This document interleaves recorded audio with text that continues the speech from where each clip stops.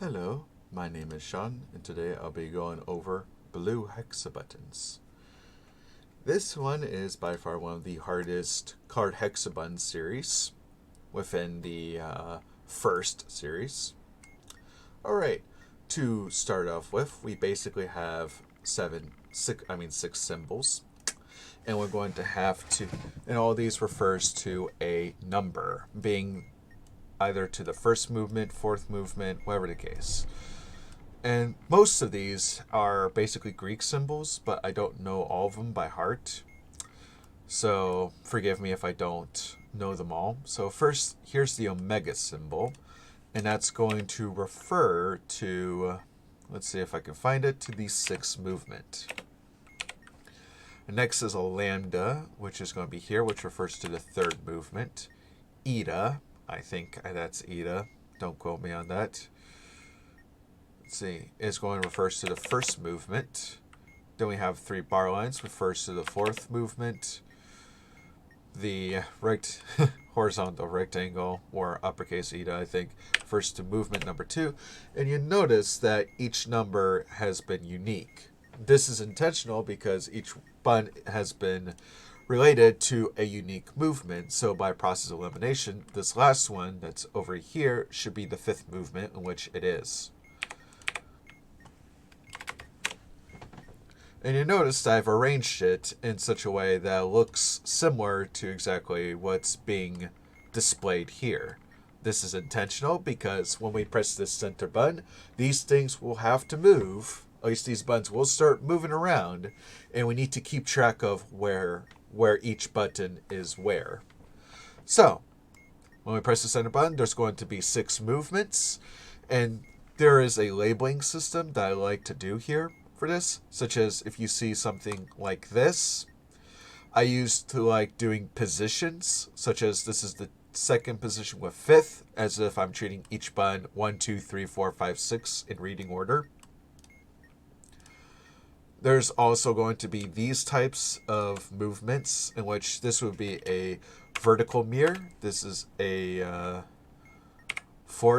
mirror, and the other one is a / mirror. Those are just mirrors.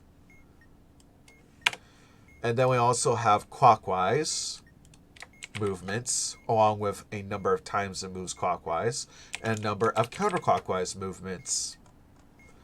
Alright, with that out of the way, let's start doing this. That's 2 with 4. 4 with 5. Counterclockwise, 3. Mirror vertical. Clockwise, 1, 2, 3. Clockwise, 1, 2, 3, 4, 5. And that's just about it.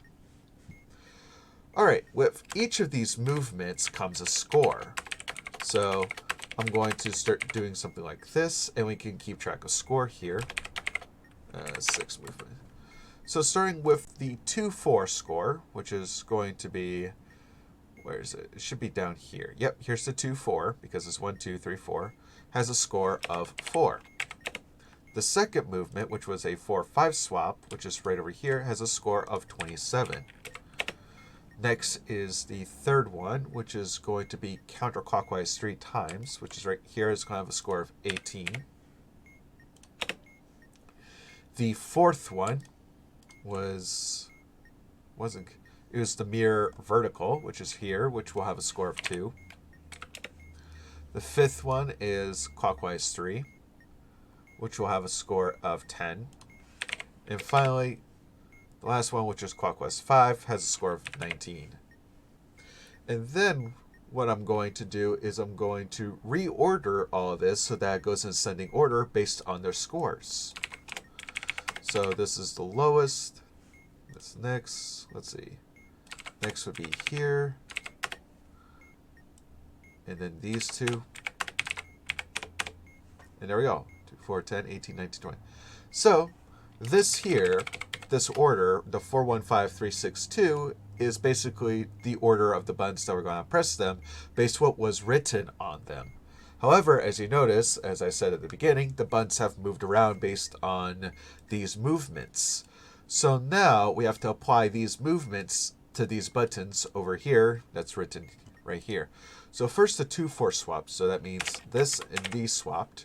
Then the 4-5 swap. So this and this swapped. Then counterclockwise 3 times. So moving counterclockwise 3 times will move this 1 to 1, 2, 3 over here.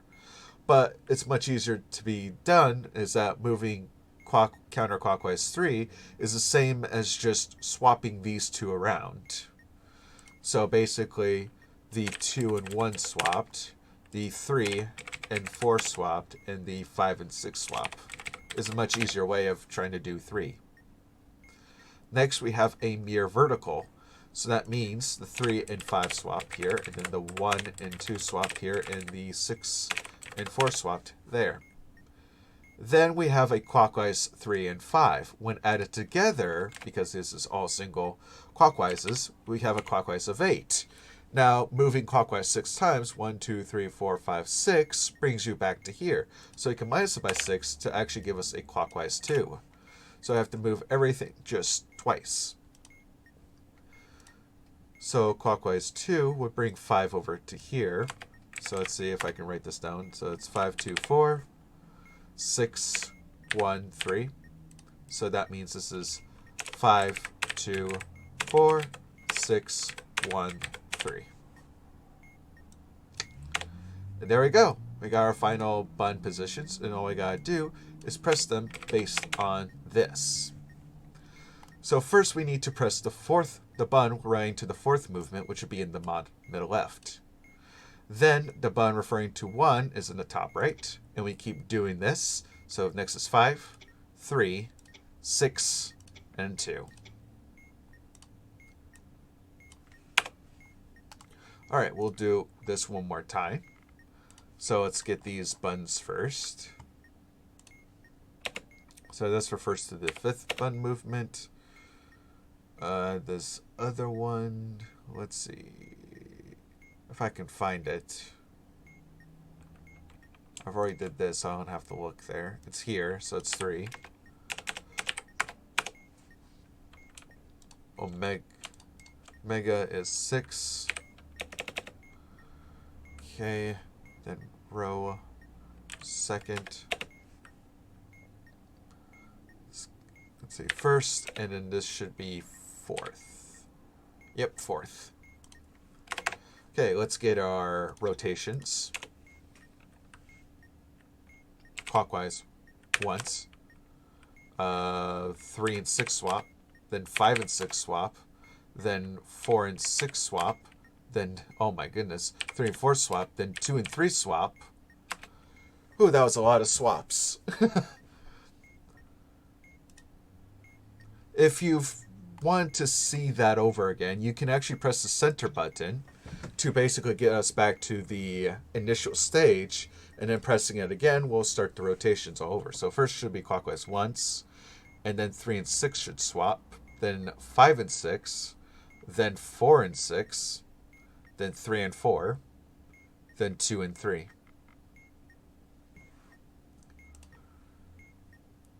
Yep, that seems about right. So let's do our scores here. Move this up one so I can see better. And then move this up here. All right, so first is clockwise 1, which is 26. Then we have a 3-6 swap. Let's see if I can find the 3 here. So that'll be this one right here. That's a 9. Next is a 5-6 swap, which would be right here. That's 24. Then we have a 4-6 swap. See, 1, 2. This is 4. Here's a 4-6 swap. That's 20. Then a 3-4 swap, which is right here, which is a 5. And then finally a 2-3 swap, which is right there. That's 22. Now we need to just reorder these. So we have a 5 over here. I wonder if we can do this. No. And I can't do that either. Okay. Let's try to do something. Well, that's okay. 20. And then 22. And 24. 5, 9, 20, 22, 24. 20. Yep, that looks just about right. So now we have to apply the movements. So this would be clockwise 1. So 6, 5, 3, 2, 4. That was clockwise once. Now I got to do the swaps, which is usually the easy thing to do. So first 3 and 6 swap. And then 5 and 6 swap. Then 4 and 6 swap. Then 3 and 4 swapped. Then 2 and 3 swapped. Okay. Now we just got to do this now. So first we need to do 5, 2. Also, another thing about this, I want to be sure. If you press the wrong thing, right, it'll give you a strike, but you'll be able to and reset all your input as well. The other thing, too, is while you're in this first stage here, you can't press any of the buttons. It's only in that second part, after the movements have been done, where you can actually press all the buttons. So give it a second to do all its movements again. Yep, there we go.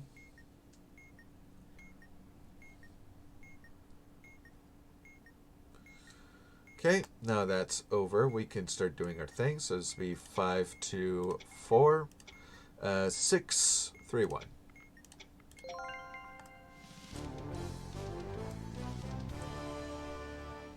I hope all of you enjoyed the tutorial, and until next time, guys, keep talking and don't explode.